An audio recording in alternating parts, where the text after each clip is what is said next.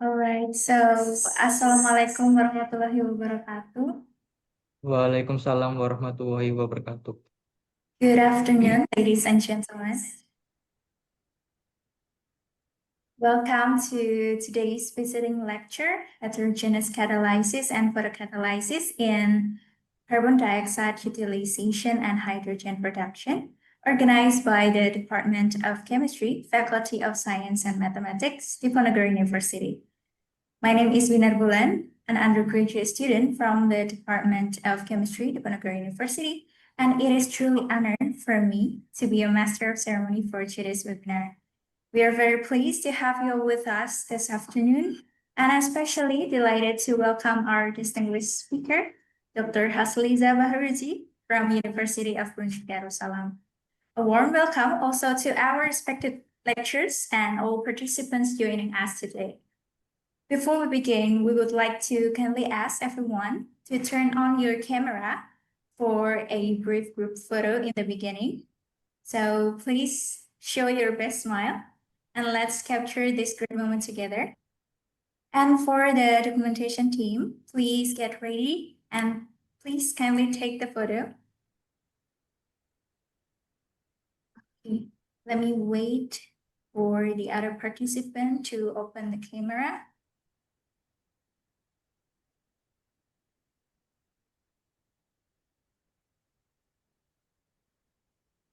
So please, everyone, show your best smile.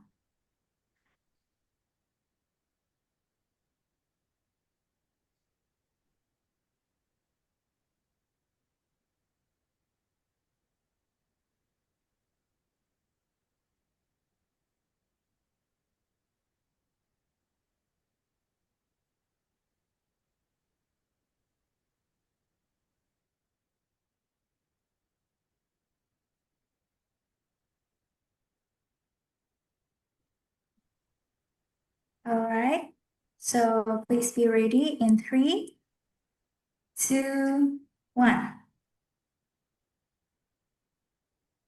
Okay, once again, in 3, 2, 1.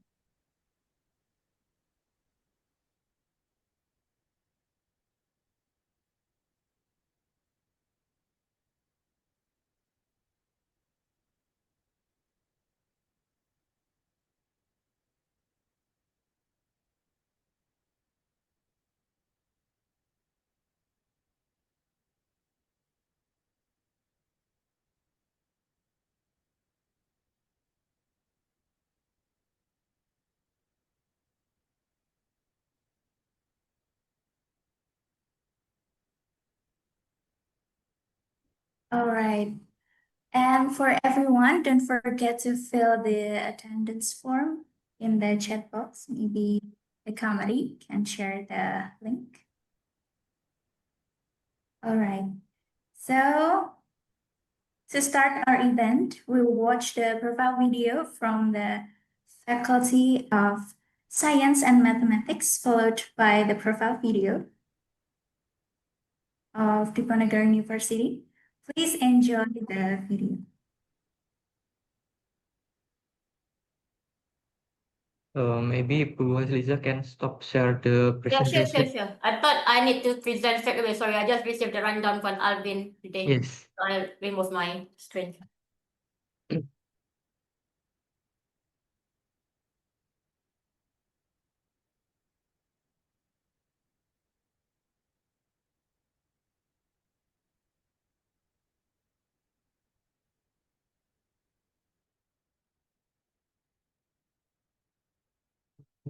Boleh?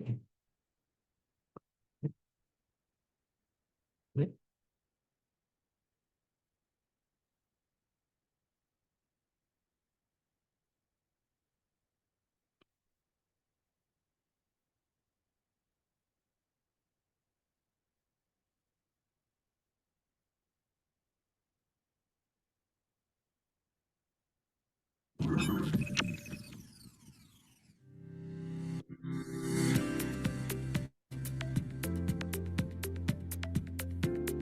Sometimes, a tiny stuff or things out of sight might turn to be main cause of every possible tragedy on Earth. Hence, a living creature should be observed for the sake of science. Selamat datang di Fakultas Sains dan Matematika Universitas Diponegoro. Kami berkomitmen menjadi fakultas riset unggul berstandar internasional, mendukung Universitas Diponegoro bermartabat dan bermanfaat, serta mewujudkan World Class University ranking 500 dunia, dan mencetak lulusan berdaya saing global serta nilai moral dan etika yang kuat. Accordingly, we put many scientists out, dedicated every single piece of our heart for each research. Assisted with sophisticated tools and advanced technology, no matter how complicated the situation is, it will be elaborated to bring out the solution.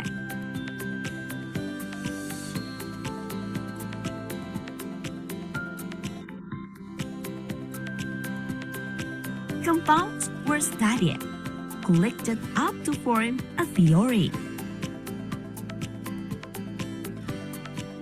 Every single invention were integrated with another invention.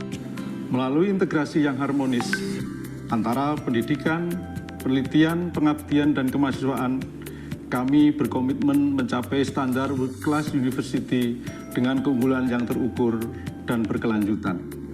Kami membangun ekosistem pembelajaran yang holistik, mengintegrasikan pengembangan akademik, keterampilan soft skill, dan hard skill.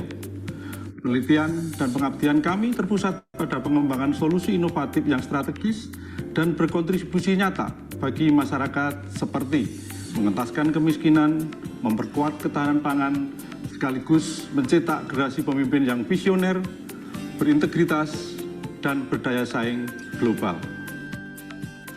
Giving wide possibilities for new circumstances to be explored, investigating the source and resources to find out novelty, and proceeding a sequence of practicums. Cultivating collaboration, domestically as well as abroad.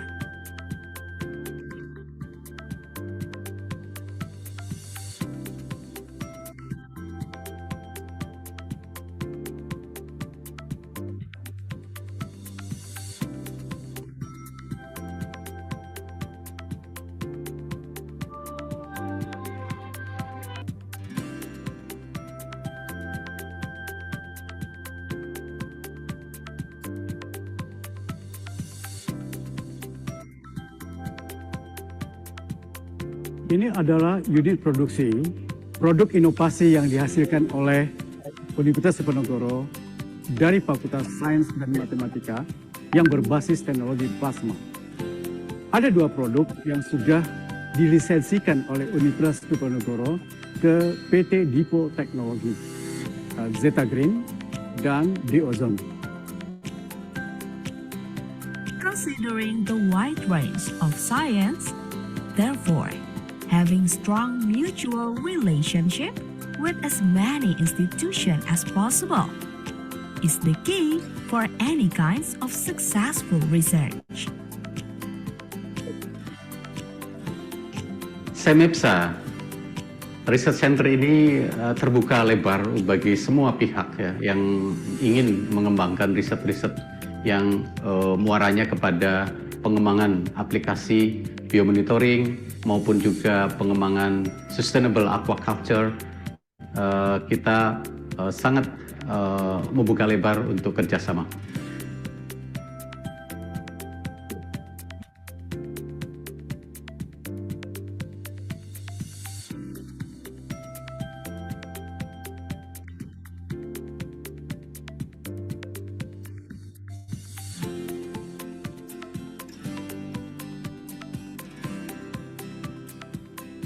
Anything impossible turn to be possible. Change something insignificant into something worthy what was only a plan transformed to be a considerable execution. Upon every lecture, whether in the classroom or in laboratory, students were driven in an embedded discussion. Selama perkuliahan di sini aku ngerasa dapat banyak banget ilmu, dapat banyak banget pembelajaran, mulai dari pembelajaran di kelas bersama dosen dari sisi teorinya, tapi di sisi lain dari sisi praktikalnya aku juga dapat banyak banget ilmu melalui kegiatan praktikum yang menurut aku pribadi sangat baik sekali untuk menunjang aku di dunia kerja. Ketika aku masuk ke Smart Building ini, pelayanan yang aku dapatkan sangat baik karena staf yang melayani sangat ramah dan siap membantu apa yang kita butuhkan. Di samping itu juga fasilitasnya sangat memudahkan kita, seperti pintu yang dapat terbuka secara otomatis dan lift yang dilengkapi dengan sistem sensor. Terdapat juga ruangan yang cukup luas dan nyaman untuk mengikuti kuliah umum. Supported with adequate facilities, the Faculty of Science and Math Diponegoro University adhere to inclusive education. Di perpustakaan ini, aku mendapat berbagai macam fasilitas, yaitu ruang belajar yang nyaman. Selain itu juga, aku dapat dengan mudah mengakses media pembelajaran, seperti buku, jurnal, karya tulis ilmiah, yang dapat memperluas wawasan dan juga membantu aku dalam pengerjaan tugas aku.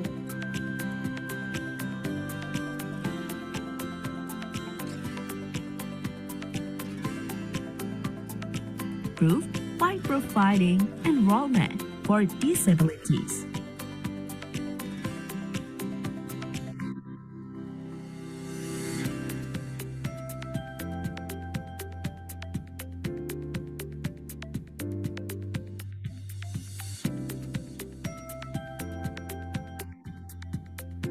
Its students deserve the same opportunity to create their own bright future.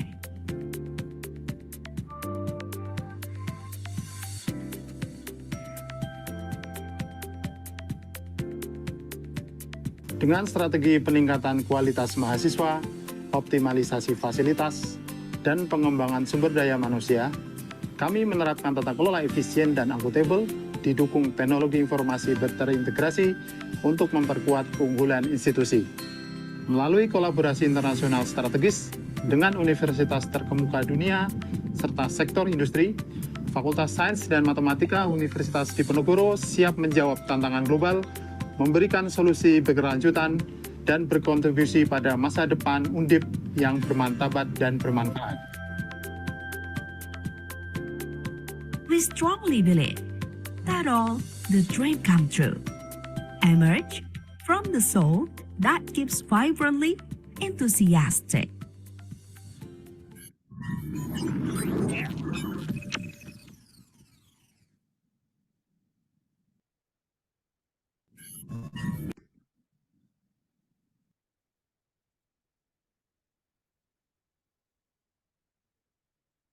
Our faces.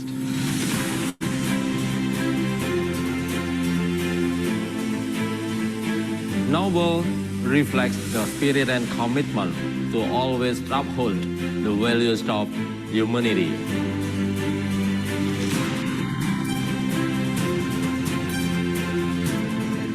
Versi ini memiliki masa yang lebih ringan dibandingkan versi yang sebelumnya.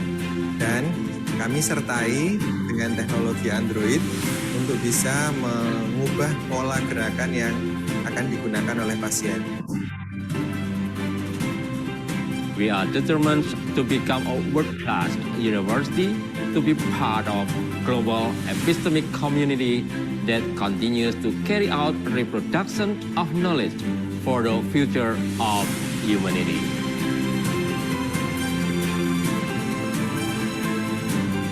Terkait tantangan global, keuangan yang stabil diharapkan keuangan domestik juga tetap solid.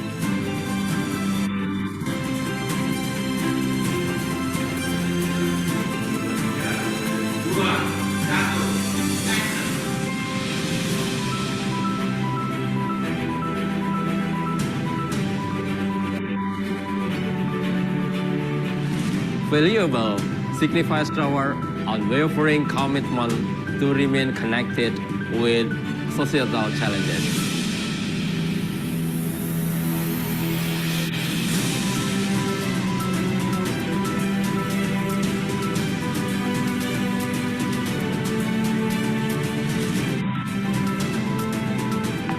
Ini air laut, ini air dari mesin desalinisan. We are confident audit can make a meaningful contribution to local and global communities.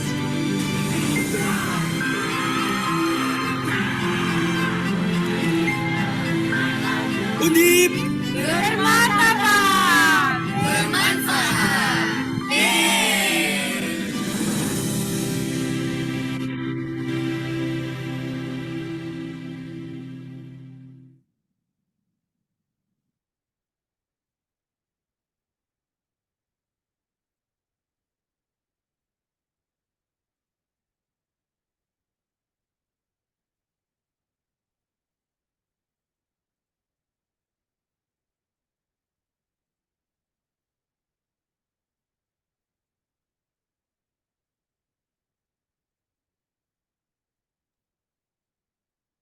All right, so I would like to remind everyone to kindly turn on the camera and also fill in the attendance link in the chat box as your proof of your presence for the certificate.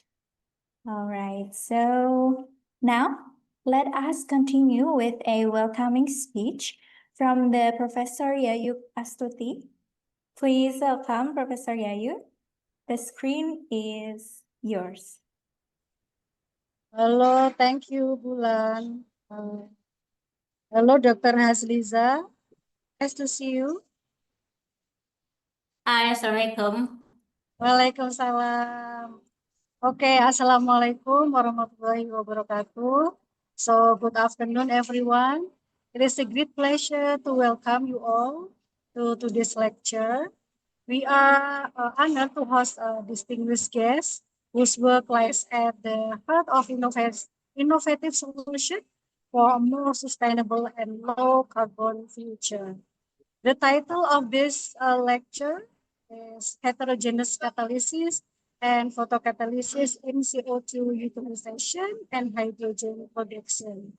Reflects two of the most critical areas in the global energy and environmental landscape as we collectively face the dual challenge of reducing carbon emission and developing clean energy alternatives. Advancement in catalysis are proving to be vital tools in driving the transition. Our guest lecturer, or our guest speaker, Dr. Hasliza Bahruji from Center of Advanced Materials and Energy Science, Universiti Brunei Darussalam, is recognized expert in catalytic science and engineering. Her research brings together the power of heterogeneous catalysis and photocatalysis to address both CO2 conversion and hydrogen generation, offering innovative pathways for transforming greenhouse gases into valuable fuels and chemicals while enabling clean hydrogen production through solar and catalytic processes. This topic does not only scientifically exciting but also highly relevant to real-world application in energy, climate policy, and also industrial sustainability. On behalf of Chemistry Department, Faculty of Science and Mathematics, University Diponegoro, I extend a warm welcome to Dr. Hasliza Bahruji and to all of you who have joined us today.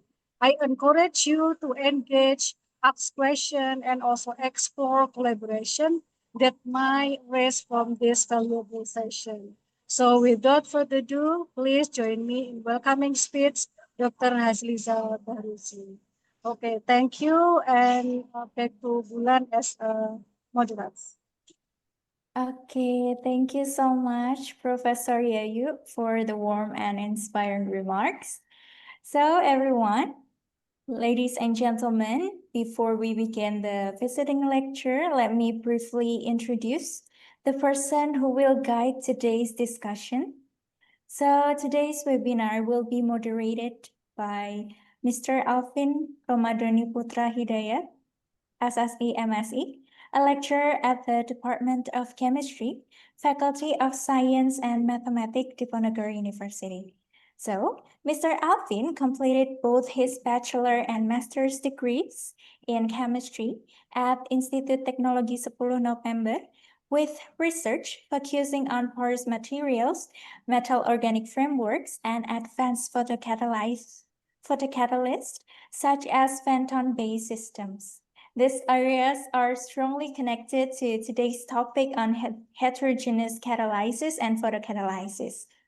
He has published several research papers in international journals, particularly related to water treatment and catalytic processes, and has also gained experience as a quality control analyst in the chemical industry before joining Diponegoro University. With his strong background in catalysis and photocatalysis, we are delighted to have Mr. Alvin to guide us as the moderator of today's sessions. So let us now give the virtual floor to Mr. Alvin to moderate the sessions.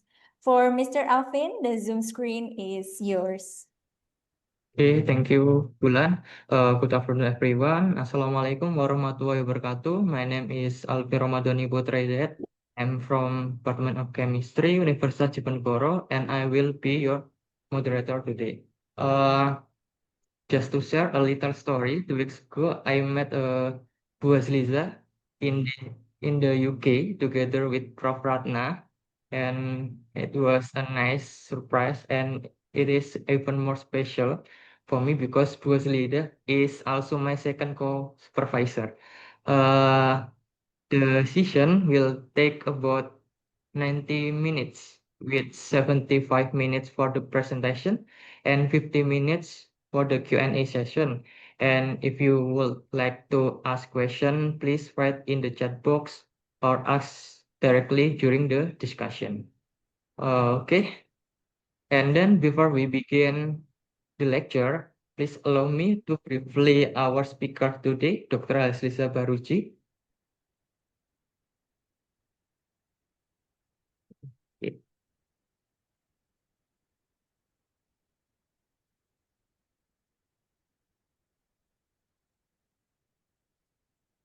Okay, Dr. Hasliza Bahruji is a senior assistant professor from Center of Advanced Material and Energy Science, Universiti Brunei Darussalam, and the current research or interest, carbon dioxide hydrogenation to alcohol and sustainable hydrogen production from biofuel, and mesoporous acid catalysis for biofuel from waste. And the H index by Google Scholar is 34, and H index by Scopus is 31. And the education background in Bachelor Science in Chemistry, Universiti Teknologi Malaysia, and Master of Science in Chemistry, Universiti Teknologi Malaysia, and the PhD in Chemistry, Cardiff University, UK. And then she has published extensively in international journal, received several research awards, and is actively involved in collaboration project according Southeast Asian nation and in the UK. Now I would like to kindly Dr. Hasliza to deliver her lecture in carbon dioxide utilization and hydrogen production. Dr. Hasliza, the time is yours. Thank you very much, Alvin. Let me share my screen first.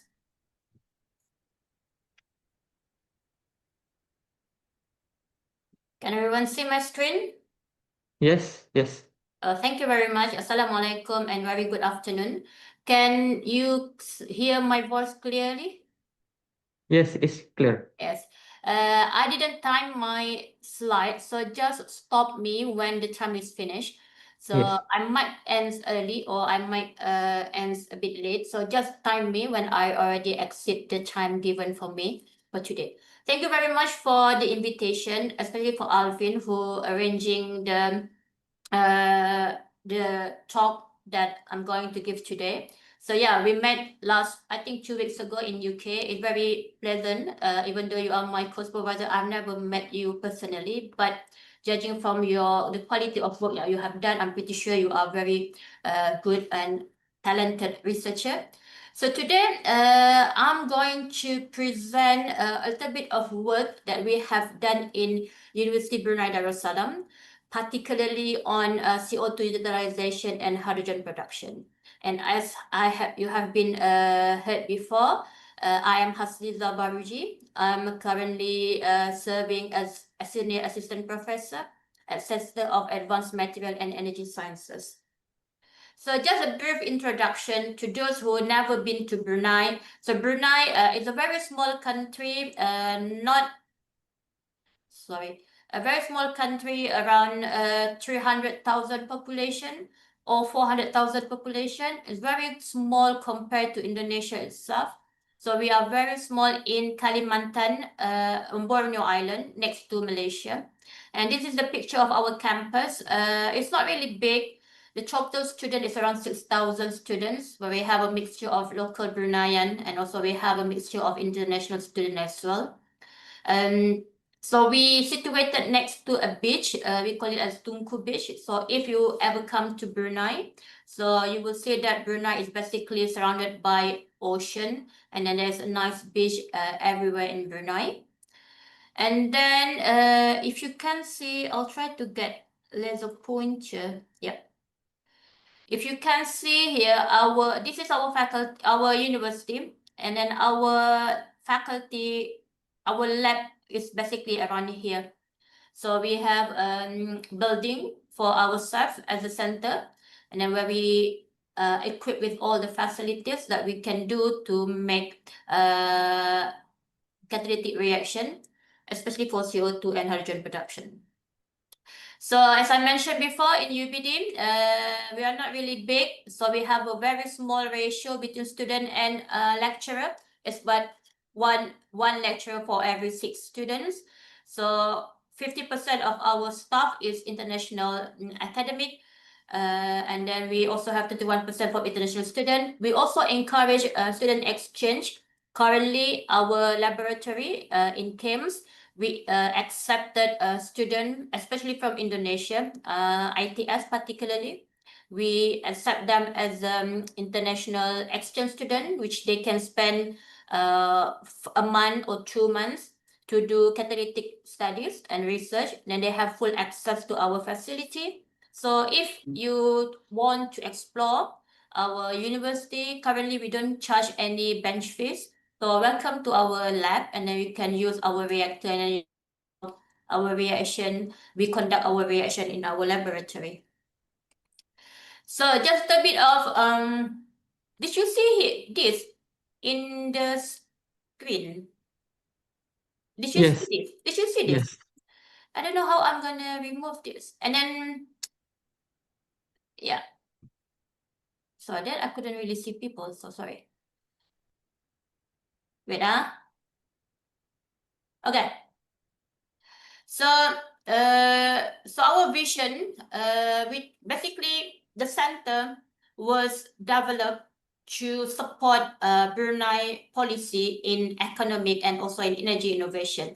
That's why if you come to our university, you will see that all our research in line with what has been Brunei target to achieve in Wawasan 2035. So Brunei tried to aim to reduce CO2 footprint from their emission, and then by use CO2 as carbon feedstock, we try to reduce the amount of CO2 released to the environment.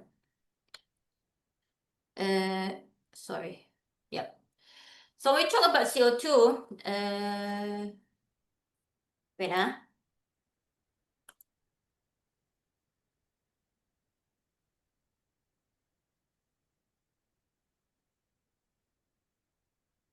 So when we talk about CO2, I'll try to reduce this. Give me a minute. Okay, I'll try.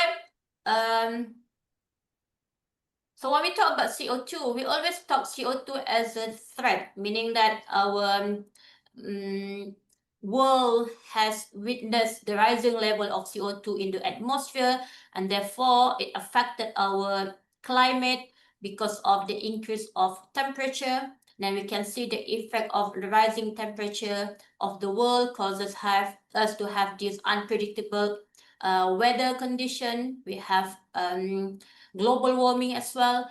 But as a scientist, we have to find CO2 not only as a threat, but also as an opportunity. Why I mention CO2 as an opportunity is because, especially when we talk about Brunei, where our industry relying on crude oil and gas. So we know that crude oil will not gonna be last forever. At one point, it's gonna be too difficult to dig or too expensive to produce, or maybe we don't have any more crude oil. So that's why we have to find a way how we can sustain our oil and gas industry by switching the feedstock or the precursor from crude oil into carbon dioxide.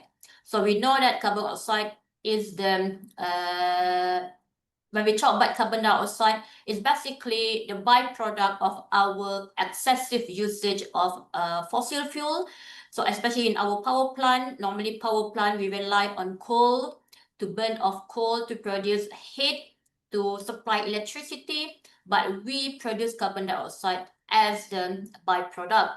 So ideally, if we can capture CO2 that we release from our power plant, we systematically capture them and store them. At one point, we have to utilize them.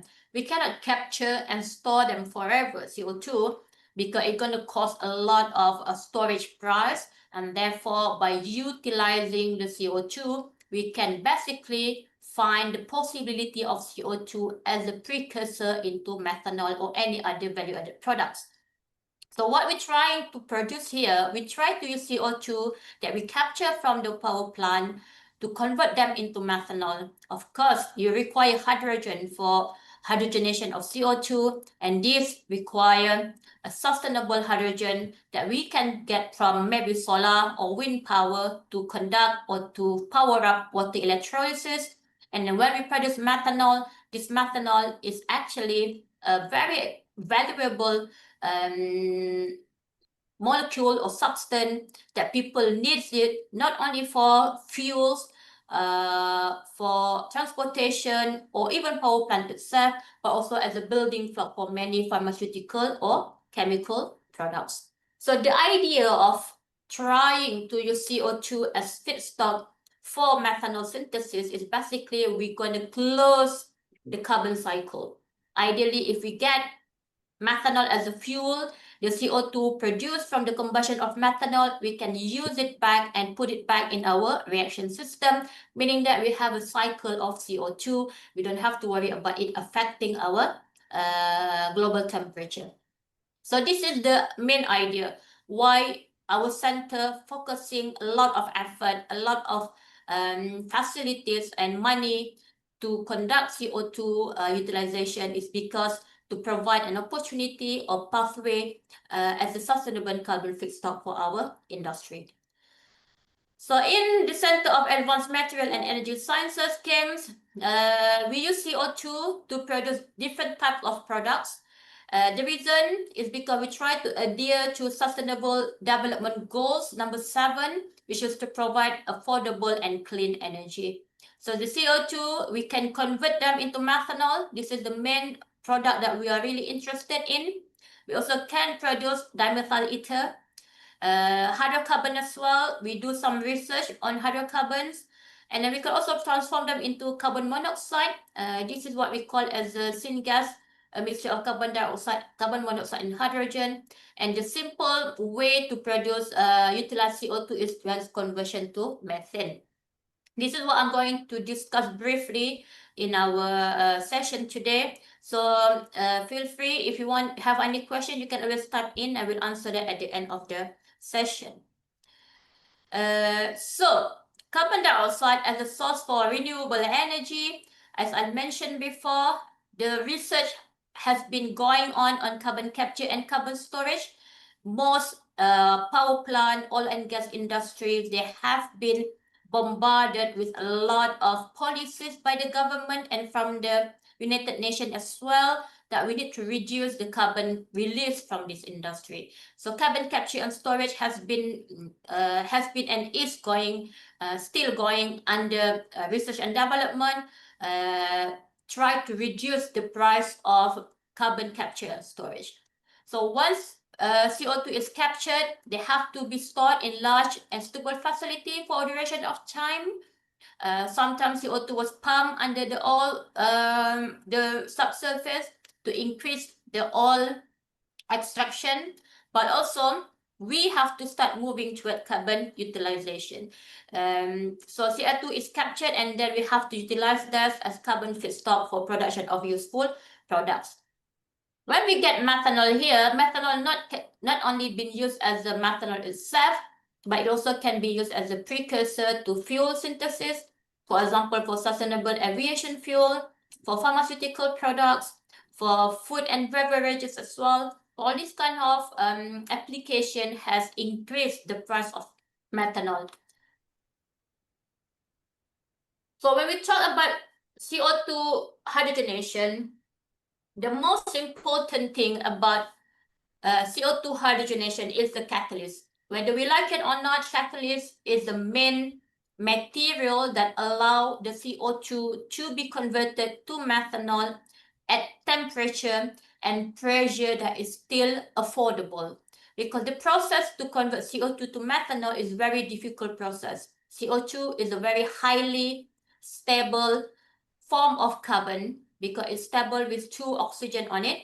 To reduce them, it requires a strong catalyst with strong reducing ability. So when we look at CO2, to transform them into methanol, you also need to have hydrogen. So hydrogen is another challenge. You must produce catalysts that will be able to dissociate the hydrogen. So normally when we talk about CO2 hydrogenation catalyst, what we need is palladium, copper, nickel, platinum or silver. This metal catalyst has the ability to absorb hydrogen gas on the surface and break the bond between 2 hydrogen atoms into 1 hydrogen atom. This is what we call as hydrogen dissociation. Once hydrogen was dissociated on this metal, it will spill over to the neighboring support where it will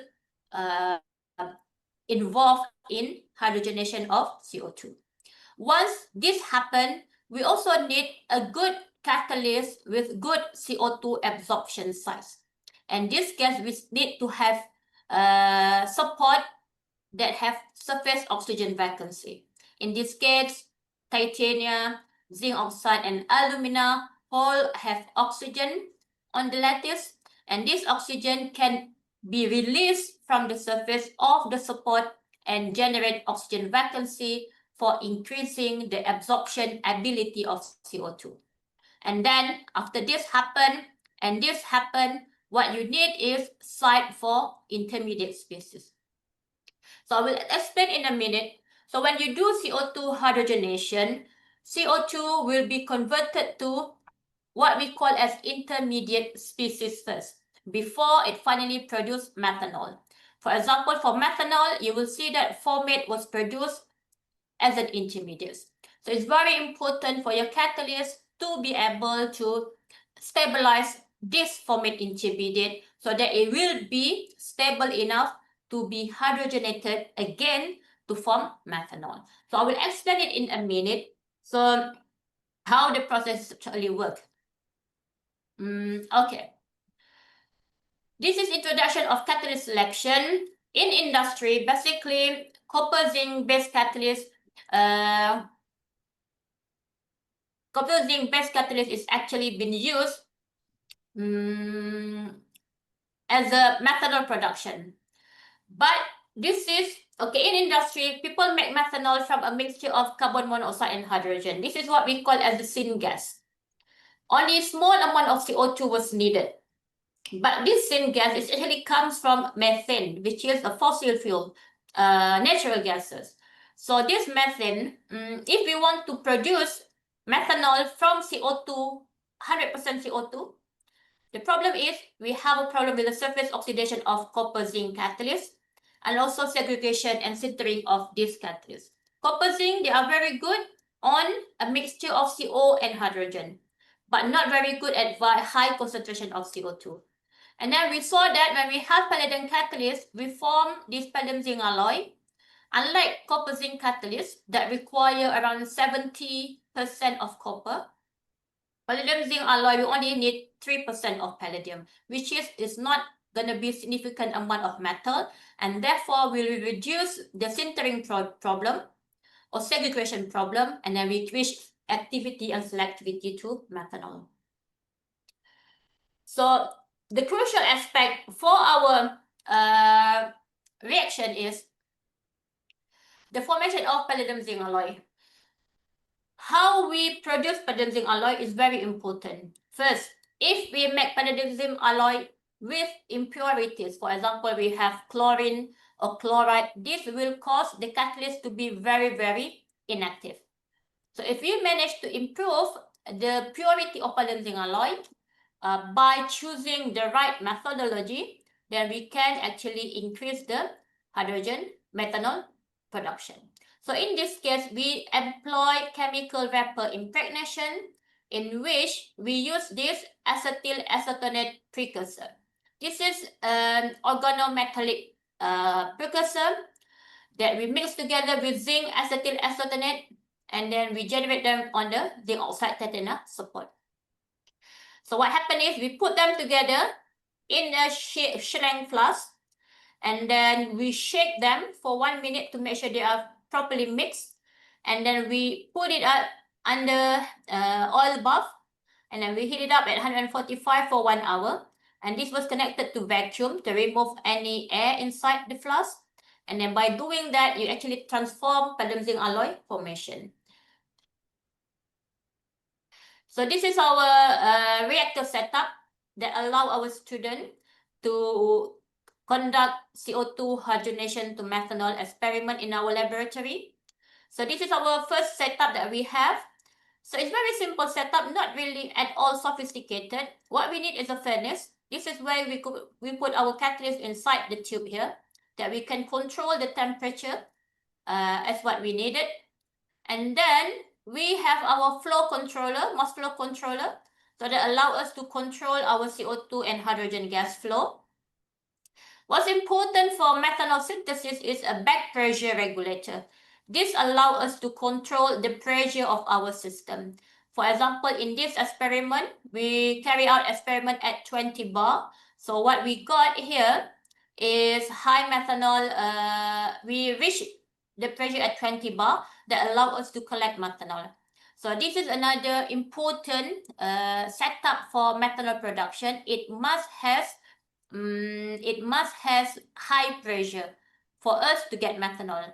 If you run experiment at 1 atmosphere, most likely the product that you're going to get is carbon monoxide only or methane.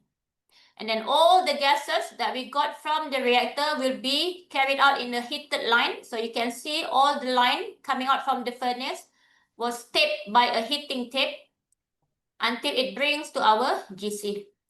So it will be heated throughout to make sure methanol is not condensed in the line. And then we will analyze the product using gas chromatography. Everything is online system. So when the students start the reaction, they can just monitor them remotely through a webcam, and then it will carry out the reaction by itself up to, normally we run experiment for 24 hours. And recently, we bought a high throughput reactor for CO2 hydrogenation to methanol. So this allows us to run at high flow, high pressure, and then give us more methanol. So this have a different fit for CO2 and hydrogen, so we can control the ratio between CO2 and hydrogen at the same time. Is it clear so far, my explanation? Is it clear so far, my explanation? Yes, yes. Or everyone already sleep? No, maybe can be next for the explanation. Okay, if you have any questions, just raise your hand. I will be happy to answer. Okay, So what we have achieved currently, we developed our model catalyst. What I mean by model catalyst, so in our laboratory, this is our benchmark. So if any other student wants to make methanol, they're going to, based on the catalyst that we have here, we will compare with the catalyst that we all have here to make sure we got much better catalyst in the process. So what we have here is palladium alloy. We put it on zinc titanium support. Then it gives us high conversion. Bear in mind, the pressure is only 2 megapascal or 2 bar. And then we have a hydrogen to CO2 ratio of 4. And then we run it for 28-hour reaction. The conversion, currently we compare the palladium zinc alloy on zinc titanium and palladium on zinc titanium only. And then what we can see that by having palladium alloy, you reach higher conversion than on palladium only. And then when you compare the methanol selectivity, the red one is palladium methanol selectivity on palladium only. You can see that we only have 20% selectivity of methanol for 58 hours reaction. But when we have the blue one, it's a selectivity towards methanol on palladium zinc catalyst, we reach a lot higher conversion towards methanol. So this gives us an indication that it's very important for us to have palladium zinc alloy because it will provide much stable active site for methanol production. And then we compare the XPS analysis of palladium zinc and palladium on zinc titanium. This one is palladium only, and this one palladium zinc titanium, and we can see that we have a stable palladium zinc alloy on palladium zinc titanium catalyst. This is very important to allow the stability of format intermediate for methanol production. And then we also did some TEM analysis that indicates the formation of palladium zinc alloy on the surface of our support. So by having this model catalyst, it gives us understanding what is important for the catalyst to be able to produce methanol. Since methanol, unlike other products, they are very unstable at high temperature. They can easily decompose back into carbon monoxide. So we have to make sure the catalyst will preserve the methanol by providing active site to stabilize the intermediate species. So this is what I mentioned before, how we're gonna carry out, understand what happens on CO2 during the reaction. So this is in situ drift analysis, another equipment that we have in UBD that allow us to monitor the vibrational band of each species that we have in our catalytic reaction. We flow CO2 and hydrogen on the catalyst and we take FTIR data for each gases at 200, 250, 300, 350, and 400. So we look at here first, we can see that this peak is belong to the hydroxyl vibration. So we're not going to focus too much on this region, but what we want to see is here. At 200, we're starting to see the formation of this formyl intermediate. So basically, and also bidentate format. So when we have our CO2, CO2 started by reacting with hydrogen to produce formate intermediates and formyl intermediates. So as we increase the temperature to 250, we're starting to see the new peak here at 1000. So this peak is belong to the methoxy species. So now we know that the reaction works by first CO2 react with hydrogen to produce formate or formyl, and from that it will be further hydrogenated to produce methoxy species. And the methoxy species continuously grow up to 300 and it reduced back at 400. It means that it requires maximum temperature around 250 or 300 to produce methanol. But when we increase that even further, the methanol species is going to be unstable, so it wouldn't be able to produce methanol. And then The peak at 300 here, this is the peak belong to the CH stretching mode of methoxy. And then this only happens after the formation of formyl and methoxy, CO from the methoxy, then the hydrogenation occur. It means that CO2 will react with hydrogen to produce formate species, and formate will be further reduced to produce methoxy before it produces methanol. So this gives us understanding what happens during the reaction of CO2 on our catalyst. So this is a very important piece of equipment that allow the student not only measuring the product that they get, which is methanol, but also understand how the CO2 transform from carbon dioxide into formate, and then methoxy, and finally methanol. Okay. And then from data that we got here, we managed to develop,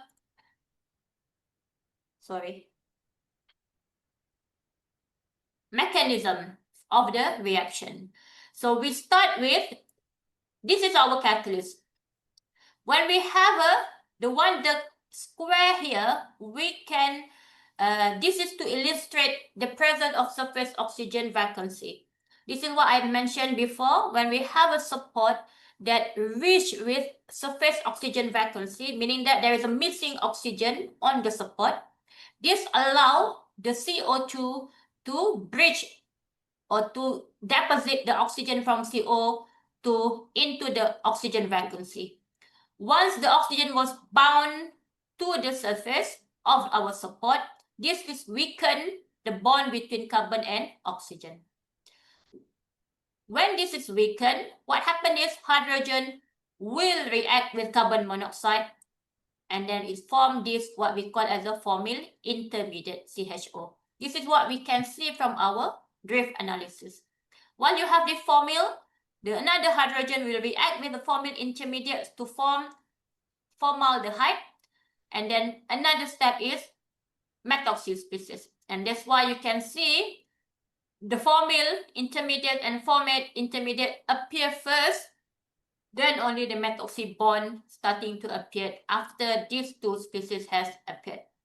And then when you have this methoxy, the hydrogen will remove methoxy as methanol and generate a new oxygen vacancy. That was later will be occupied by the CO2. The cycle will continue, okay, to make sure you get more methanol. This is important because if the cycle is not continued, then you'll see the catalyst starting to deactivate. So if you block some of the oxygen vacancy site, or you block some of the benzene alloy surface, this causes the deactivation of the catalyst. So by combination of catalytic reactor, characterization of the catalyst, and also the drift analysis, it gives us understanding what is the active site on the catalyst, at the same time how this active site conduct our reaction to produce the desired product, which is methanol. So we're done with methanol.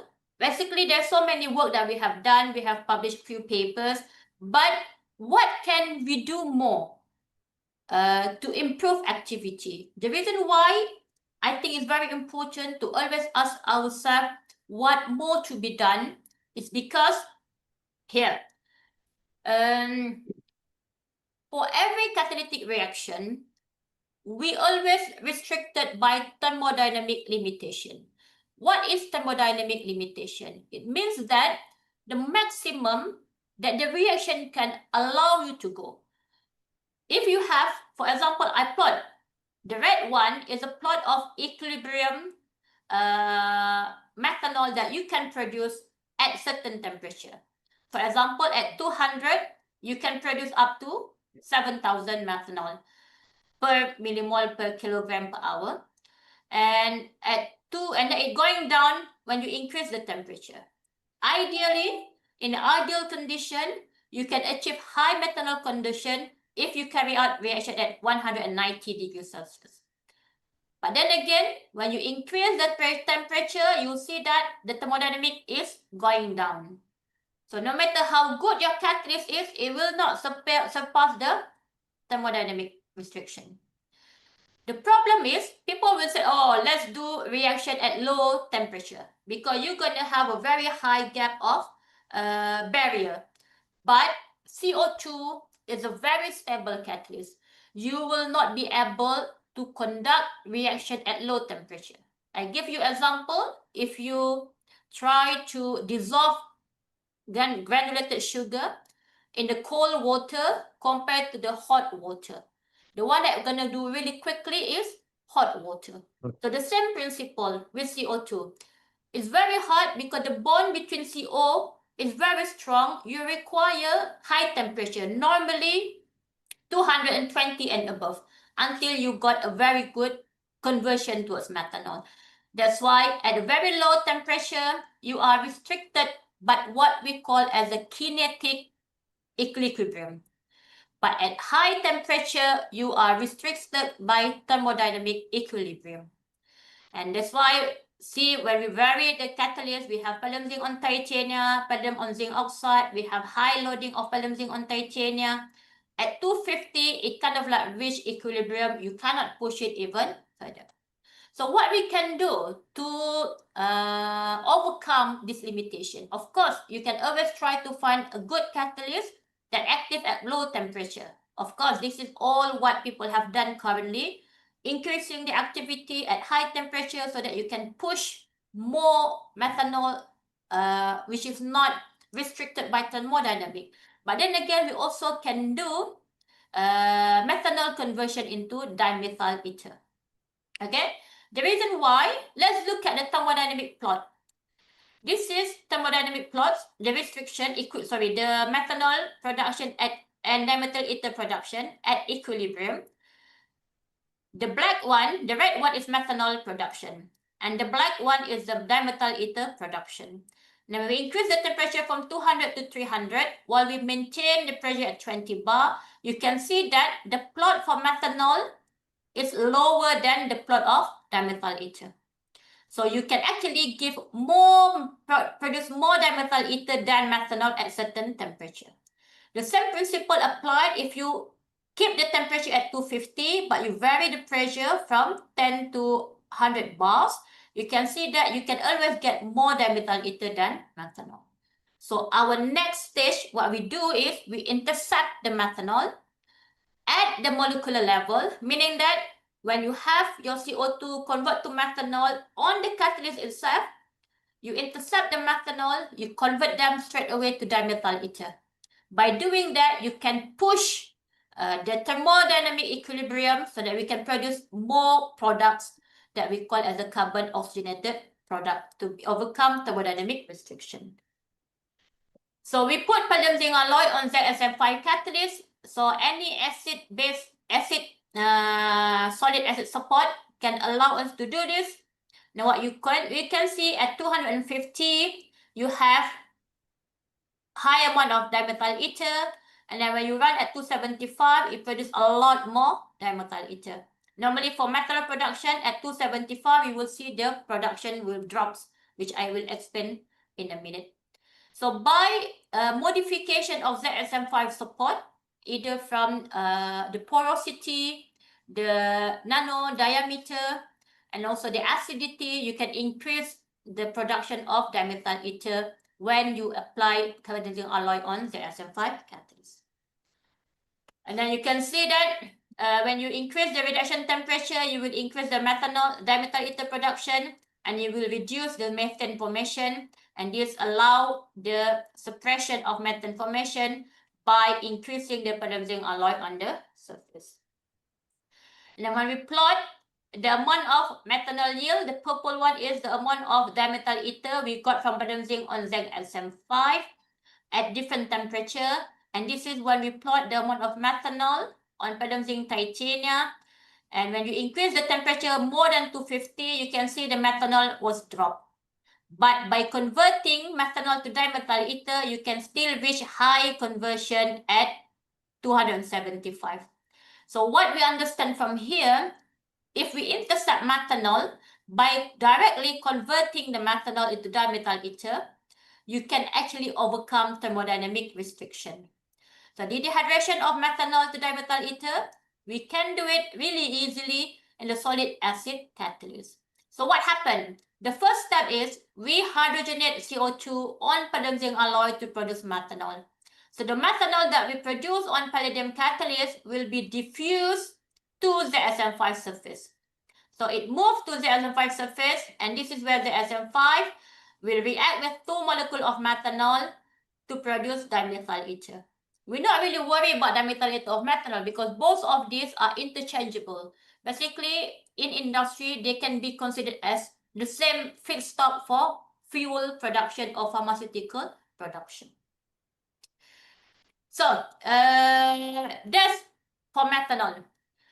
So what we do, we not just limited our studies on methanol or dimethyl ether production. We also look at different pathway that you can utilize CO2 as carbon feedstock. So for example, we do lots of work on methanation, which is a CO2 reacting with hydrogen. We give methane and water. This is a very simple. You can run it at low pressure. This is quite a popular. When you look up utilization, most people run methane formation because it's very easy to do. What you need is only nickel catalyst on different type of support. And then we achieve 50 hours catalytic stability with 100% selectivity to methane. We can see this route as a hydrogen carrier because methane is not really that valuable of material. You cannot really sell methane a lot at a very expensive price. But if we talk about capturing CO2 and use that as a hydrogen carrier, then we can take this methanation as the route to simple or valuable way to to store hydrogen at the same time to capture CO2. And then we can also tackle global warming. For example, when we have CO2 is the main gas for global warming, and CH4 as well is the main gas for global warming. By reacting these two gases together, you can actually produce syngas. So syngas, a mixture of carbon monoxide and hydrogen, is another valuable feedstock for many hydrocarbon formation. For example, Fischer-Tropsch process, they will begin with CO and hydrogen. Methanol production in industry also begin from carbon monoxide and hydrogen. But the challenge with dry reforming is it requires high temperature process, and that it's going to be a very energy intensive process. And also the catalyst always have a problem with coke deposition. Coke deposition meaning that carbon will saturate on the surface and cause the catalyst to be deactivate. And the methanol I already mentioned before. And we'll also talk about C2C4 hydrocarbons. That is our next way that we can head to as a way to produce green fuel and also sustainable aviation fuels. So this is what I mentioned. Our catalyst that we run for 2,500 minutes, so around, I don't know how many hours. Then we can see we reach 100% selectivity and maintain selectivity around 80% conversion. So this is very active catalyst. And then we also do form syngas, which is CO2 as the feedstock for syngas formation. We can see the conversion of CO2 and CH4 are pretty much stable up to 60 hours reaction. Then we also maintain the hydrogen and CO ratio up to 60 hours reaction. So we have a promising catalyst now for stable reaction. But now the next forward is try to make sure the catalyst is cheaper. That's another one. And simple to produce. At the same time, it will be stable toward much longer catalytic condition. Okay. Let me check my time. How many minutes I left? How many minutes I have left? Maybe 30 minutes. 40 minutes. 40 minutes. So that's done For CO2 utilization, of course, there's so many that I would like to share, but I don't want to spend too much time. If you want to discuss further, you can always come email me or come and visit us in camps. Then we can talk a lot more about CO2 hydrogenation. And then now I'm going to move to the second topic requested by Alvin, which is on hydrogen production. So for photocatalytic hydrogen production, I would like to look at how hydrogen production from biofuels. Hydrogen generation from water, just to share you how people make hydrogen currently in industry. Normally, hydrogen was produced from this reaction that we call as a steam reforming reaction, which is a mixture of methane and water at very high pressure, 25 bars, and very high temperature, 1200 Kelvin, is about 900 degrees Celsius, and then to split them into hydrogen gas and carbon monoxide. As I mentioned, this is the feedstock for many chemical products in industry. Hydrogen, people always said that is very interesting energy source because it has the best energy weight ratio of any fuels. The most important thing about hydrogen as a fuel is because you produce a clean combustion. There is no carbon being produced during the water hydrogen combustion. However, 95% of the hydrogen produced in industry normally viewed via steam reforming, which is, you know, that is very expensive process, high temperature and high pressure. So what I'm trying to explain here, can we do the water splitting process at mild condition, ambient temperature, and instead of using energy from electricity, we try to use energy from sunlight. So we can actually adapt what we call as a photocatalytic water splitting. This is probably a lot more easy to follow because water splitting using photocatalysis is something that so many people have done, so many people have investigated. But if I'm going to tell you an honest truth, it's still far from commercialization, really far from commercialization because the efficiency is very, very low compared to the industrial processes. So currently, the titania, the main semiconductor for water splitting, is only allow you to absorb energy from UV region. If you look at the solar spectrum here, the energy that it can absorb only, it is 5%, which is around UV region. The rest of the energy is not been fully utilized by titania. So the three main barriers, if we want to look at photocatalytic for water splitting, the first barrier is rapid recombination of electron and holes. So in water splitting or photocatalytic in general, when you shine your catalyst with UV or visible light, it will generate electron and holes. But these electron and holes will not gonna be used efficiently. Most of the time, they will recombine again.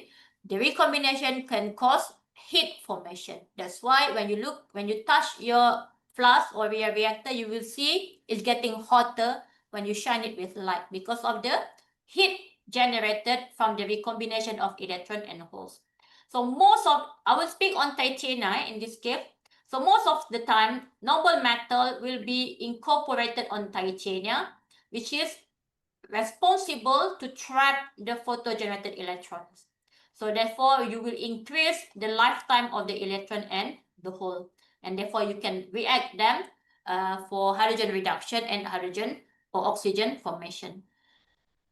The second problem is, if you manage to make water splitting happens, that you produce hydrogen and oxygen, there is a possibility of hydrogen and oxygen will be recombined again to produce water. This is because palladium and platinum, although they are very good catalysts for hydrogen gas production, they are also very good for reacting hydrogen and oxygen. This is what we call as the recombination. And the third barrier is, that I said just now, it's only allowed 3 to 5% of visible light UV light absorbance in solar spectrum. This is I talk about titania, okay? So how we understand if some photocatalysts will be able to conduct water splitting or not. So when you look at this diagram, I'm pretty sure people who do catalysis, they're aware of this diagram. So basically, they will always put the valence band H, the red one, meaning that this is where all your electron going to be occupied in the unexcited state. Okay, this is all where your electron going to be occupied. And then they will plot also the conduction band. And the first top layer here at 0 and He, this is the potential required for reduction of H plus into hydrogen. And this value 1.3 is the energy required for oxidation of water to give oxygen gases. So your semiconductor, the position of conduction band and the valence band must be covering the energy required for water reduction and oxidation. So when you look at gallium arsenide, you know that it will not be able to carry out water splitting on its own because of the position of valence band H situated in the middle of the gap for water splitting. This one is not going to be sufficient because the valence band is very, very situated at the band H. For cadmium selenium, we're not going to be sufficient because the conduction band H is below the potential for hydrogen production. Cadmium sulfide is okay because you can see they're situated across the energy required for water splitting. Zinc oxide still okay. Iron oxide not good because the valence conduction band H is within the energy threshold for water splitting. Carbon nitride is okay, titanium is okay. This is how you read the band gap position when you want to choose which semiconductor that you want to use. But if this is not good, you can combine cadmium selenium and gallium arsenide as well, because by combining them, you can use the conduction band H of gallium arsenide, and also you can use the valence band H of cadmium selenium. This is what we call as a heterojunction system. Okay?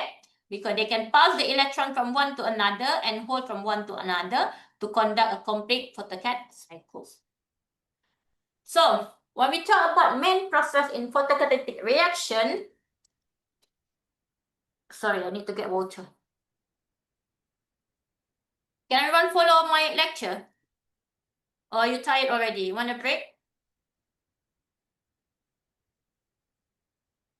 Okay, continue. Maybe continue, Bu. Okay, so main process in photocatalytic reaction, when you have your semiconductor, the first thing will happen when you shine them with light is the generation of electron and holes, which the electron will be excited into the conduction band and the hole will be left in the valence band. The second step must be, you must separate them together. If you don't separate electron and hole, this is what we call recombination. The separation required for electron to travel to the surface and hole also travel to the surface and trap on the trapping site. And then this will suppress recombination. And the third one, the electron will be used to react with water to generate hydrogen gas on hole, and hole will react with water to generate oxygen gas. So it's very important for you to have these reaction sites for hydrogen evolution and the reaction site for oxygen evolution. So what happened is, this is the total energy required for oxidation of water and reduction of water to get hydrogen, which is around 237 kilojoule per mole, which is equivalent to 1.13 or 1.3 electron volt of energy. So this is our setup in our lab. It's very simple setup. That's why you can see Photocat is very popular. So many people can do it. What you need just light source and also GC to analyze your product. you just take any glass bottles. Ideally, if you have quartz, that will be interesting, because if you have a borosilicate glass, which is not quartz, borosilicate glass will absorb some of the UV light. So your light intensity will be reduced compared to quartz tube. But if you don't have quartz tube, because quartz really expensive, you can use the normal borosilicate glass. But then again, you know that your activity going to be a little bit lower compared to if you use a quartz. But nevertheless, if you use the same beaker for every reaction that you use, then you can have a proper comparison between them. But if you compare one using beaker which is made of quartz, another one which is made from typical borosilicate, that is not a fair comparison. Okay?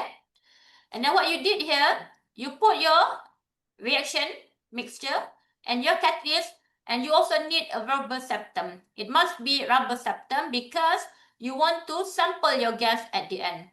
And then you have to purge them with nitrogen first, around how many minutes, depending on how big your reactor is. For my student, we only use a very small flask, so we only need 5 minutes to purge the reactor. And then we shine it with light, and then we sample our gas using gas syringe, and then we inject them to GC to monitor how much hydrogen that we produce. So these two things, I'm pretty sure, for example, Alvin, did you do Photocat? But I know that most people from Undip or ITS, they normally do photo degradation. Yes, Which is when you do photo degradation, you don't need to do purging with nitrogen. You don't have to remove oxygen from your system, because photo degradation, which is water and air purification or degradation of residual pesticide or dye, you require oxygen in the system. So that's why we call it, this process is the aerobic process, because oxygen is needed for you to generate active oxygen species to oxidize your pollutant. But for water splitting, for example, for CO2 reduction or water splitting, you must create what we call as the anaerobic condition, which is free from oxygen. You don't want any oxygen in the system, and therefore purging the reactor with nitrogen or inert gases is very important to ensure you have high catalytic conversion. So you must purge them with inert gas. It's either argon or nitrogen to remove oxygen gas or any dissolved oxygen in water. And then you also need to stir them to improve light absorption on the suspended catalyst. So stirring also enhances contact between catalyst and water and our sacrificial engine. So in every water splitting, if you do a reaction with water only, normally the rate is very low. That's why when you read a journal, they always put what we call as a sacrificial agent. So what is sacrificial agent? I will explain in a minute. This is just to show you the differences on mechanism between photooxidation reaction and water splitting reaction. Why water splitting reaction is normally a lot more difficult than photooxidation reaction. In photooxidation reaction, the electron and hole both will be involved in the formation of hydroxyl radical or oxygen radical formation. So it doesn't really matter. Both of them will eventually produce this, what we call as the hydroxyl radical species, to degrade your pollutants. But in water splitting, electron must be as electron, hole must be in hole for them to reduce water into hydrogen, oxidize water into oxygen. And the position of valence band and conduction band also must be really take into consideration, because if it's too low, then it wouldn't be able to produce hydrogen. Okay, so water splitting normally is very difficult. Not all semiconductor that active for degradation will also be active for water splitting. So this is what I said, choosing sacrificial agent. It's very important for you to choose the right sacrificial agent, because not all sacrificial agent will be efficient for semiconductor, the similar semiconductor. For example, you have a common sacrificial agent, which is alcohol. You can use methanol, ethanol, or any molecule with OH group on the structure, for example, glycerol. And then you can also use nitrogen-based compound, TAOA, alkylamine of ammonia. You can use sugar or biomass, for example, glucose and sucrose. The most important thing, not all photocatalysts will have similar performance when using similar sacrificial agent. For example, this alcohol, normally we use for zinc oxide, for titanium, all metal oxide semiconductor.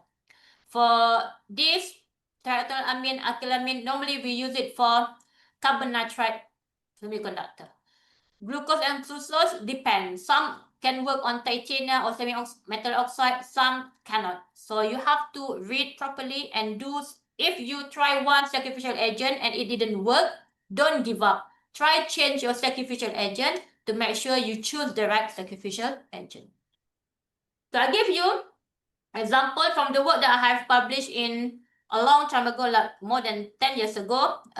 This is part of my PhD studies, where we look at different type of sacrificial agent from alcohol. Now we can see that all of them can produce hydrogen at different rate. So we try to really understand why this give us different rate compared to others alcohol. So what we understand, we look at the product that we got, we look at the gas phase product that we got from methanol. For methanol, we may have a mixture of hydrogen and carbon dioxide.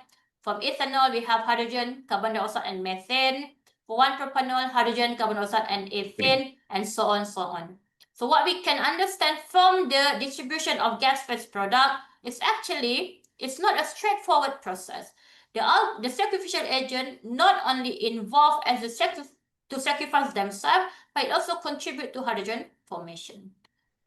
So what we can see here, the one that produce high rate of hydrogen, which is 2-propanol, 2-butanol, and 2,3-butanediol.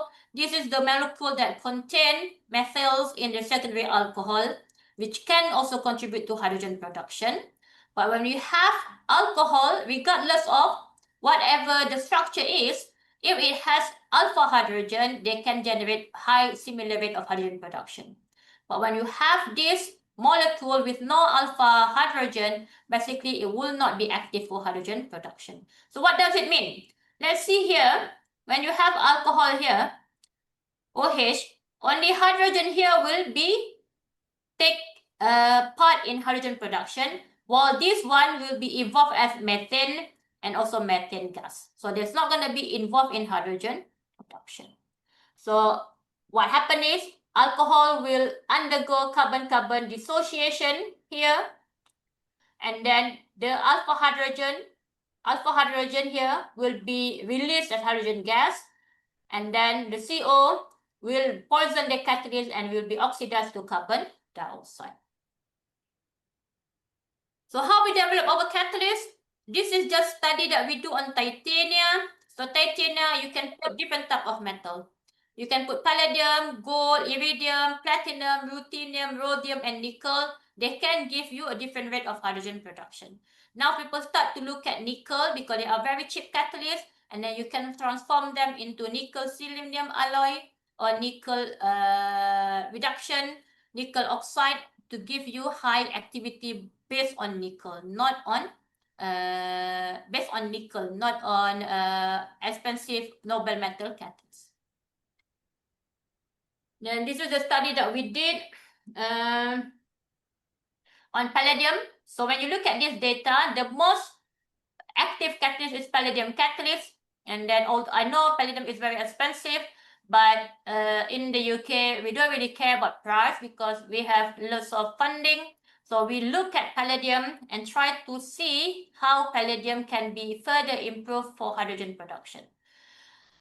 So we control the deposition of palladium at 0.6% loading on titanium by controlling the temperature of our deposition technique. So we do experiment using colloidal immobilization, which is we produce palladium colloid and then we immobilize them on titanium.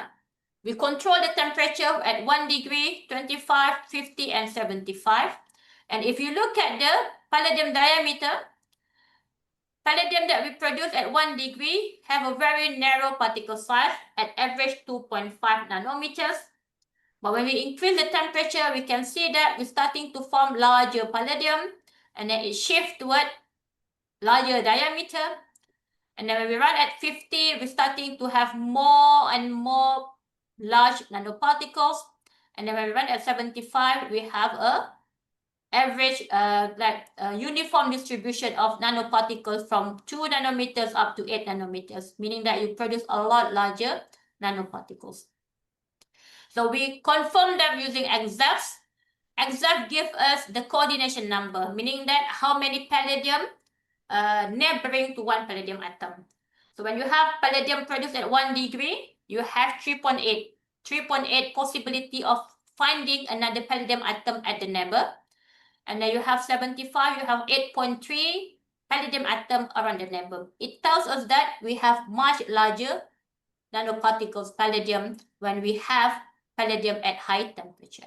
So variation of coordination number is associated with the structural and morphological changes, which is due to the enlargement of palladium nanoparticles and the disappearance of palladium isolated nanoparticles.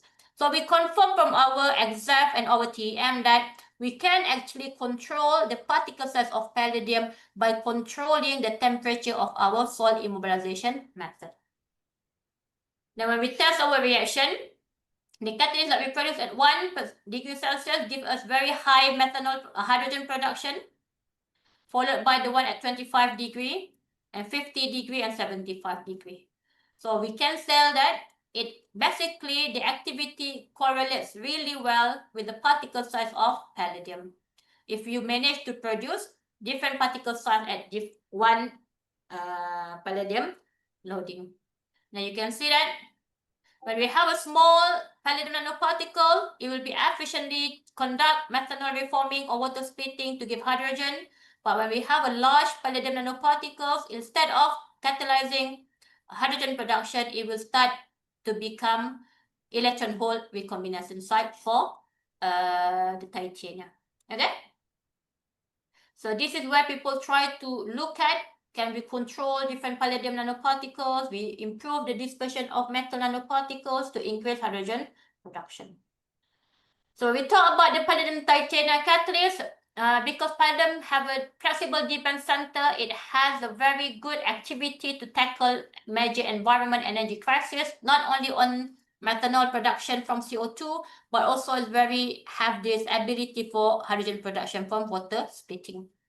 So palladium in its metallic state is an active metal for photocatalytic hydrogen production from biofuels, but we need to make sure we have palladium zinc alloy if we want to make methanol from CO2.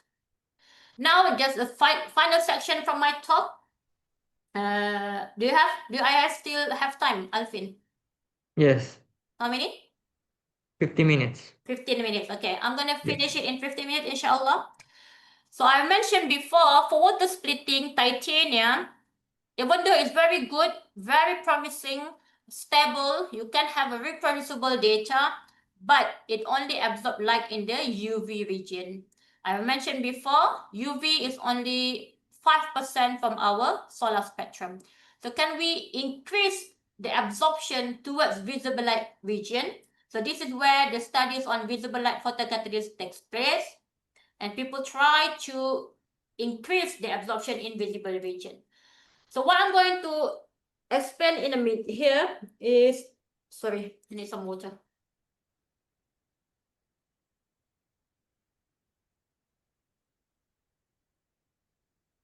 So what we do here is we try to produce graphitic carbon nitride. This is as a visible light active photocatalyst. Why graphitic carbon nitride? This is very interesting. The reason because this is a metal-free photocatalyst. It doesn't have any metal in it. So the bond is between carbon and nitrogen. Carbon and nitrogen, carbon and nitrogen. You can produce them really easily using urea, a cheap fertilizer as well. It has high thermostability. The band cap at around 2.7 eV, which is correspond to 460 nanometers. And then it have a very good thermal conductivity from the double bond between carbon and nitrogen. So, for example, you start with urea. I mentioned you start from urea. Urea will undergo condensation to produce so many different intermediates until finally it produces graphitic carbon nitride. So, graphitic carbon nitride basically a repeating unit of this structure. We call it the melamine to form this polymeric material that can adapt this S3-azine structure, okay, or heptazine structure, okay. So when you have a fully condensed carbon nitride, you will end up like this. But sometimes defects occur that you have this terminal NH2 bond here that will generate NH2 and stop delocalization of electron in the double bond ring here. And then this can cause electron not to be delocalized effectively, but at the same time, it can also produce a very good active site for catalytic reaction. So how we do it here? So basically, we start with urea. Now you can mix urea with different metal oxide if you wish to. If not, you can just start with urea. And then you put it in foil in the crucible that you put it together. Now you wrap the foil around the alumina, and then you increase the temperature at 1 degree per minute to generate carbon nitride. And then you can also put metal on it. For example, this was impregnated with copper palladium chloride, sorry, K2PdCl4 palladium or copper nitride. And then you heat it up at high temperature to produce palladium carbon nitride. So the SRD will tell you that you produce this 2 big peak. This is indicating that you have carbon nitride interlayer stacking of the aromatic ring. And then the 13.8 is this triazine unit in planar structure. And then what you can see that my student improved those different treatment. First, you have carbon nitride, and the carbon nitride you reduce at 250, reduce at 450. Well, you can see that surface area increased from 55 to 85. This happens because you delaminate the carbon nitride thickness and you create much more pores in the structure. You can see the pore volume increased from 0.36 to 4.6 centimeter cubic per gram. And then you can also put palladium. You can see that when you put palladium, the surface area a lot more increased at 85. And then when you reduce them, it drops a little bit, but still higher than graphitic carbon nitride. When I mentioned about this is a UV visible light active, you can see the peak will shift towards visible region up to 420 nanometers. So it tells us that you produce catalyst that is active in the visible region. Okay, and then you can run XPS. I really like XPS that give you understanding about the valence band position. So when you have graphitic carbon nitride, the valence band position at 1.72, and when you put palladium and you reduce them, you shift the valence band position, meaning that you also shift the band gap and its band gap of the catalyst. And then you also found this palladium and nitrogen formation that happens on your graphitic carbon nitride when you reduce them at high temperature. So why it's very important to have palladium nitrogen interaction? This is allow a very easy transfer of electron from the carbon nitride to palladium. And when you look at TEM, you can see this rod-shaped or nanosheet layer that tells you have carbon nitride formation and also palladium alloy formation. Then we do some drifts to really understand what happens on the catalyst under reduction and after under reduction. You can see the carbon nitride starting to vibrate under hydrogen. If you don't have palladium, you can see it have this CH formation, meaning that it's some sort of defect was created when you have carbon nitride. But when you have palladium with carbon nitride, the defect was less evident. This is because palladium starting to interact with carbon to form palladium nitrogen bonding instead of ammonia or CH bonding. When we look at hydrogen production, you can see a very high hydrogen production was obtained at 450 after we reduce at 150. So palladium actually acts as electron sink. It traps electron to promote flow of electron for redox reaction. When we reduce palladium on graphite carbon nitride, you generate palladium nitrogen bond to enhance electron transfer. Okay, so this is what I said on the mechanism. The electron travels to the surface of carbon nitride and deposited in the conduction band. And then the electron will be transferred to palladium and react with water to generate hydrogen. But whole here will be captured by TEOA, our sacrificial agent, to produce TOA last.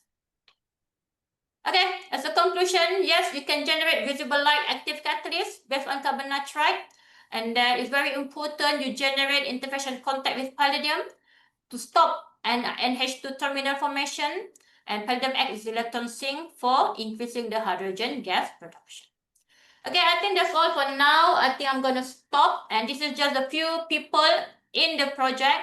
All my students, Siti Fatin Saman, she is the one that worked on hydrogen production from graphite carbon nitride. Atira works on methanol production from CO2. Amira and Hazima work on methanation reaction. Celine for hydrogen production from titania. Usman for methanol, for dry reforming of methane. Wahid, hydrogen production from ferrite. And Shahida from methanol production. And Fafil Davis, my collaborator, Alvin didn't manage to see him because he was away, but maybe next time. So he's the one that supplied us with our SPS analysis. And my former supervisor in the UK, now he's fully retired, and my collaborators. So this is all my students.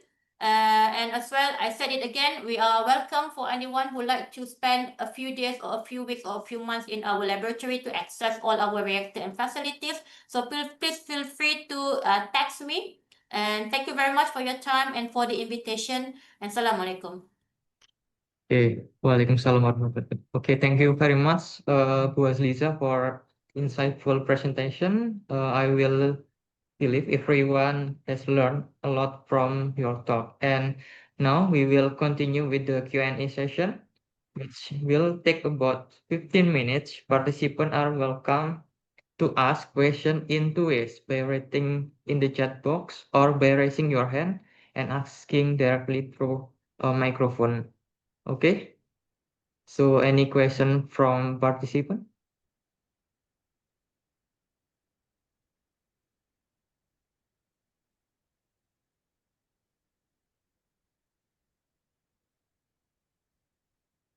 No.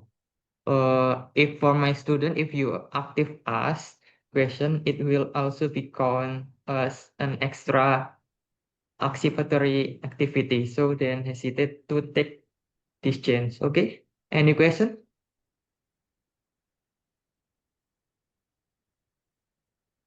Okay.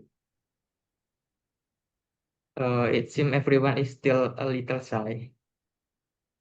That's okay. If you don't have question now, whenever you have time, if you need it, you can always email me. Okay. That's not a problem. Okay. Okay. First question from Mbak Bulan, please. All right. So, hello, Dr. Hasliza. Hello. It's very interesting for this technology. You can use the carbon dioxide as a new opportunity for the renewable energy. So this is very interesting. And my question is, what challenges maybe need to be addressed to scale up this catalytic system, maybe for industrial production? Yeah, what's the challenge? Thank you very much. There's always a challenge for commercialization. Mostly first, the activity of the catalyst. Because for methanol production, so far the yield that we get is very, very small. So we need to have a reactor that allow the CO2 and hydrogen that not reacted to be pushed back to our reactor. And then this cause more cost for the industry to set up the reactor system, and also it will take time for us to achieve 100% CO2 conversion. So I think the challenge is if industry can compromise their time and as well as their money to allow CO2 to be fully converted at much maybe longer time compared to if you use the current commercial setup. So, but as a scientist, you need to basically produce much more stable and active catalyst that can run experiment at low temperature, so that it will utilize the high thermodynamic limitation to achieve high conversion. But this is also a challenge because it's not easy to activate CO2 at low temperature. Okay? All right. Thank you so much, Dr. Hasliza. Welcome. Okay, next question, maybe from another participant. Okay, Bu Hasliza, I want to ask, I'm working on metal organic framework for crystalline material with hex surface and tunable structure. Among these carbon dioxide reduction routes, which do you see as the most promising for MOF-based catalyst, given the tunability of MOFs for both metallic and acid-base functionalities? So for MOF, I can Yes. see currently two potential. Okay. First potential is MOF for liquid hydrogenation of CO2. Because MOF, we know, is not stable at high temperature. So basically the structure will collapse. But if you do CO2 hydrogenation in liquid, for example, CO2 in water or in any other solvent at temperature around 120, that can give us some activity for methanol production. But the second option that I find it really interesting is using MOF as a precursor to form alloy. For example, if you have zinc type of MOF and then you put palladium within the pore of MOF, then you create this palladium and zinc network in the MOF, and then you slowly reduce them to form palladium zinc alloy that give you much more intimate interaction between palladium and zinc. So this is actually been conducted, but not a lot by people. And I find it quite interesting. If we can do that, then by doing this, we will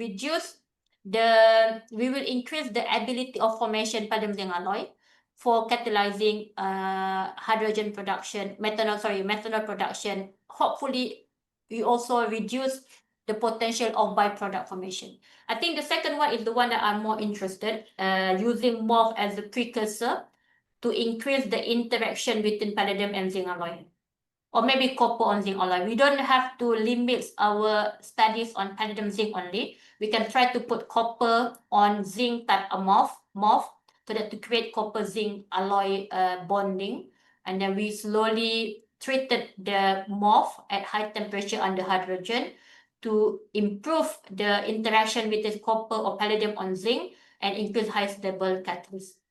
That's, I think, I find it quite interesting with MOF that I will try to explore maybe in the future. Okay. And then I have hematite materials. If hematite is combined with another heterojunction, it is for hydrogen production. Do its intrinsic limitation still keeps performance? Yeah, well, you know the hematite, I show you, it has a very narrow band gap, and the valence band or the conduction band is below the potential for hydrogen production. So one of my students, what he doped hematite with zinc, with copper, or you combine them with different semiconductor. Then it will give you possibility for hydrogen production. But hematite on its own will not be able to produce hydrogen.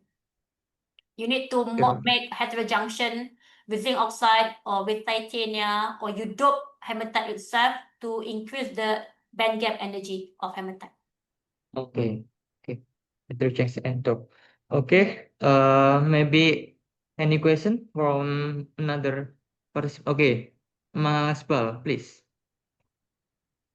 Okay, thank you very much for the opportunity. I'm sorry I can't open my camera because there is some certain of condition. I'd like to follow up. Oh yeah, my name is Hasbal. I'm undergraduate student from chemistry Undip, and I'd like to follow up on the previous question from Mbak Bulan and combine it with industrial perspective. So, scaling up CO2 utilization and hydrogen production needs efficient catalyst and cross-disciplinary work. And where do you see the biggest gap between research and real application industrial? And what do you see as the disconnect despite the reactor need that you mentioned earlier? Well, I mentioned before, we basically doing only catalyst design.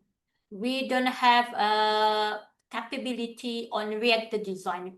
But currently what we do, we join with Brunei Methanol Company. In Brunei, there is one company that only produce methanol. So recently we joined a collaboration with the company so that we can translate finding that we got in our lab to industrial commercialization. In terms of catalyst design, of course, this is always ongoing discovery, ongoing works need to be done to generate a very active catalyst. In industry, they want a stable catalyst is very important. So when you do catalytic reaction in industry, they don't want to keep changing their catalyst, meaning that if they put their catalyst in the reactor, they want the reaction to be able to run maybe 6 months or 1 year without having to stop operation and replace the catalyst. Okay, that's one thing. Stability for a long period of time is the main challenge. Second, high selectivity to methanol. The reason why we need to have high selectivity to methanol is because we want to we want to reduce the separation problem. Because if you have a mixture of methanol with other product, the separation problems will cause an issue and add more process in the industry. And the third one, the reactor design, that basically require chemical engineer or mechanical engineer to include the loop system so that you can keep on pushing the unreacted CO2 and hydrogen back to the system so that you will achieve 100% conversion. Now, I said, of course, what we can do on the catalyst design, when we come to commercialization, to reactor design, we have to start working with industry, which is what we are doing at the moment. Okay? Okay, Miss. Thank you very much for the answer. Welcome. Okay, maybe any question from another participant?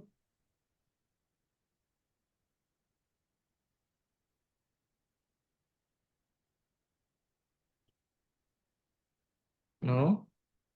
Okay. Okay, thank you so much, Bu Hasliza, for your insightful presentation. We will now close the session. Maybe I return to the MC, Mbak Bulan. All right, thank you very much, Mr. Alvin, for guiding today's session. And ladies and gentlemen, we are now coming to the end of today's visiting lecture. And on behalf of the organizing committee, I would like to sincerely thank our distinguished speaker, Dr. Hasliza Bahruji, as well as our moderator, Mr. Alvin, and all participants for your active participation. But before we officially close, let us once again take a group photo together. Please kindly turn on your camera, everyone.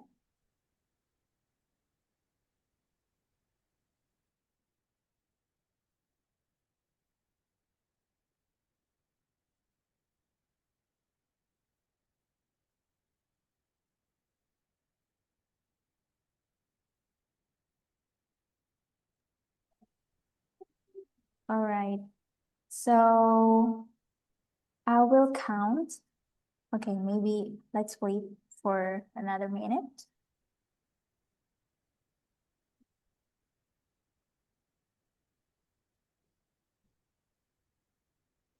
All right, maybe we can count down. 3, 2, 1. Okay, once again. 3, 2, 1. All right, thank you very much, everyone. So we truly hope today's sessions has been meaningful and inspiring. And see you again in our upcoming academic events. So, wassalamualaikum warahmatullahi wabarakatuh, and have a great afternoon, everyone. Okay, thank you. Thank you, Bu Hasliza. Thank you, everyone. Thank you.